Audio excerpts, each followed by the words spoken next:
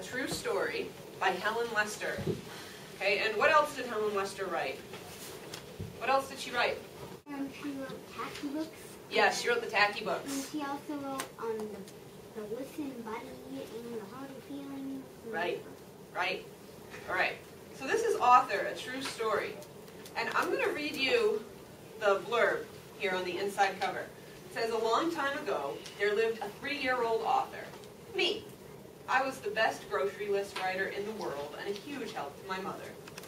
So begins the story of Helen Lester, author of Tacky the Penguin and many other popular books for children.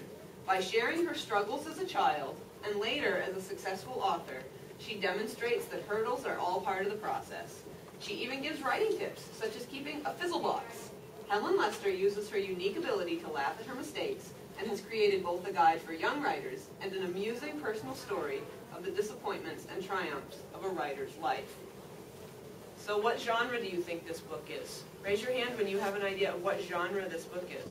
It said right here that this book is about her struggles as an author when she was little.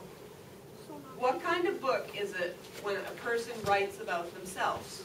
So it's an autobiography. This is a story about her. Author, A True Story by Helen Lester.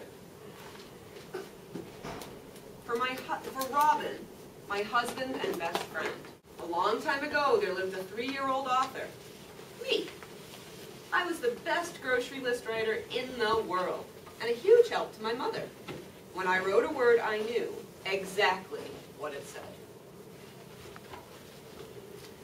And the fun part was that I could turn each list upside down, and the words said exactly the same thing. You think she was really writing words? Yeah. She was scribbling. She knew what it said. I think I made hundreds of these useful lists for my mother, and she never once said, "Oh, thank you, dear. I have enough." But her mother buried in the lists. Then I went to school and learned to make what they called real letters. My writing was the prettiest in the class, with straight lines and round lines. It was perfect, and it was perfectly backwards.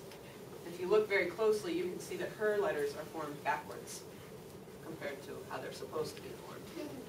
I didn't just mix up B's and D's. That's easy to do because they look so much alike. My letters started at the right, well, wrong side of the paper, and marched across, pretty as could be, and backwards. She used to write backwards. Instead of starting here and writing here, she started over here and wrote here. She wrote her words backwards. I bet. There's a name for somebody with this problem. I was a mirror writer. My teachers had to hold my work up to a mirror to understand what I had written. Thanks to a lot of help, I was finally able to write in the proper direction. But writing stories was so hard for me. Often I couldn't come up with a single idea, and my stories got stuck in the middle. And I couldn't think of a title, and I had trouble making the changes my teacher wanted me to make, and I lost my pencils, and I wondered why I was doing this, and I got very, very, very frustrated. Anybody ever feel like that? Okay, so you guys are getting started on a realistic fiction story. Some of you might experience this feeling. Let's listen to what Helen Lester did. So I spent a lot of time dreaming about what I wanted to be when I grew up.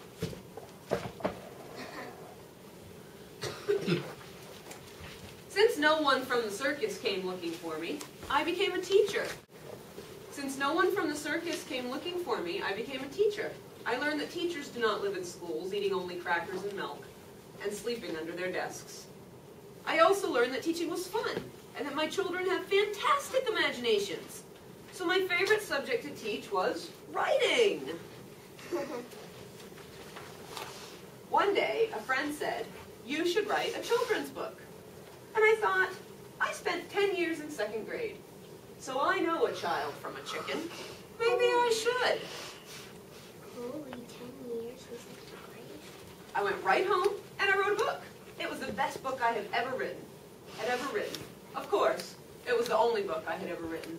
I illustrated it with my nicest drawings and proudly sent it to a publisher. Lucky people, I thought. The lucky people sent it back and said no thank you. That's called a rejection. I decided I'd never write again. When we publish our book, we're going to self-publish. So we're not going to be mailing it to a publisher and get a rejection. We're going to publish it all by ourselves, which means it will publish. Okay, if we get to that point.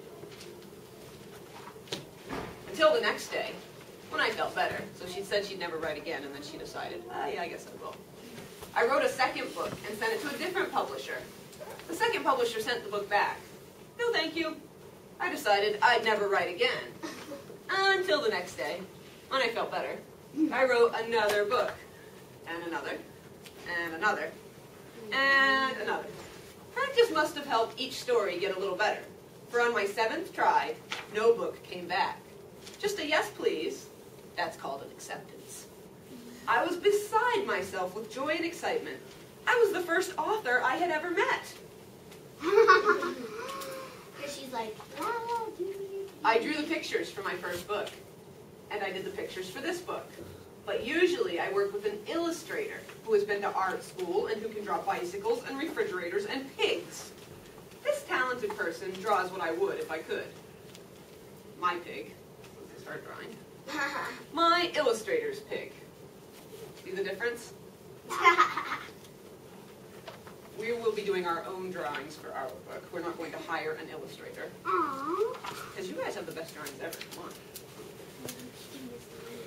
So here I am, an author.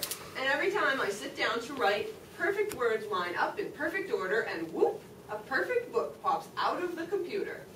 See how she's gone from thinking, putting them into the computer. That's after she got all her thoughts together. She puts them in the computer. Out pops a book. Bingo! Well, not exactly. Sometimes writing stories is so hard for me. I can't come up with a single idea, and my stories get stuck in the middle. And I can't think of a title, and I have trouble making the changes my editor wants me to make, in your case your teacher might want you to make. And I lose my pencils, and I wonder why I'm doing this, and I get very, very, very frustrated. Yep. That was almost the exact words in the beginning of the book. She's using a lot of similar language, isn't she? But that's sometimes. I love it when ideas are hatching so fast I can barely write them down. I grab the nearest thing to write on and get so excited I forget what I was doing in the first place.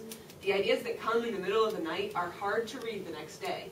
Not all of the ideas are useful. I keep a whole box full of fizzled thoughts and half-finished books. I call it my fizzle box. Whenever I need an idea, I can go to the box and find wonderful things. Just the name I needed. A funny word. A wise lesson. Hey, that might be a good idea for us to keep a fizzle box.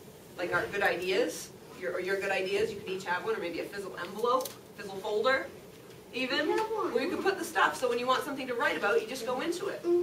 Okay? And in her fizzle box, she's got things coming out called Felicity Brickhead. Okay? You know how she likes funny names, right? Like Hurdy Feelings, and what's the other one? Listen Buddy.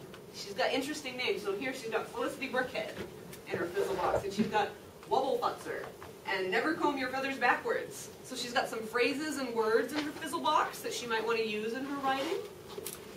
Usually when I think a book is finished, it really isn't. I keep going over the story again and again, looking for ways to make it better, with little changes here and there. I do this until the book has to be printed. Then it's too late to do anything more. And over here she has the curious rodent. Then she has the rodent was curious, crossed out. Nope. The rodent trembled with curiosity from, and then she has his crossed out, teeth, or, and then his crossed out, tail, so from teeth to tail. Or, how about the rodent's head was stuck in a bag? Could his curiosity have led to this? Do you see how she's working on a grabber sentence? Or she's working on that sentence and she rewrote it, the same sentence, 3 times, just on this one page for one sentence. Sometimes we have to rewrite our sentences, and we're going to be working on that in our story. Okay, rewriting those sentences to make them more interesting, to get our readers' attention. I used to think that writing had to be done at a special time while sitting at a desk, but slowly I discovered that I could write anytime and anywhere.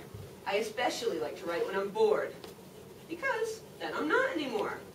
Are we there yet? Try writing. Okay. And it's in the car when they're going on a trip. She's in the shower and papers are falling out of the shower. I recognize this as the magic picture. Okay. while she's sleeping, she's laying in bed, an idea pops into her head. That happens to me all the time, sometimes in the middle of the night. Good idea to keep sticky notes by your pillow. Of course, writing anytime, anywhere, sometimes means writing on anything. And here she has, there once lived a wizard, a fairy, and a magic something, and then it's kind of all upside down. We have that book. We have that, don't we? We do. Oh. Good connection. And And a magic, rooster. was it a rooster or a chicken? I think it's a magic chicken. No, magic. Is it a magic rooster? Yeah. Okay, we'll have to find that book later. Maybe reread it, because we read that one, didn't we? No. Some of you have read it. I think some of you read it to me.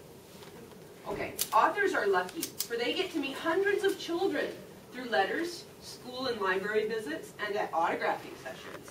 I didn't always like autographing books. The first time I autographed my table was next to the table of a very famous author. I was not a very famous author. Her line had no end. Mine had no beginning.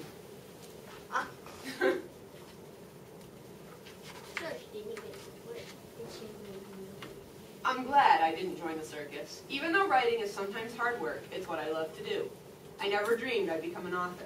So this is better than a dream come true. The end.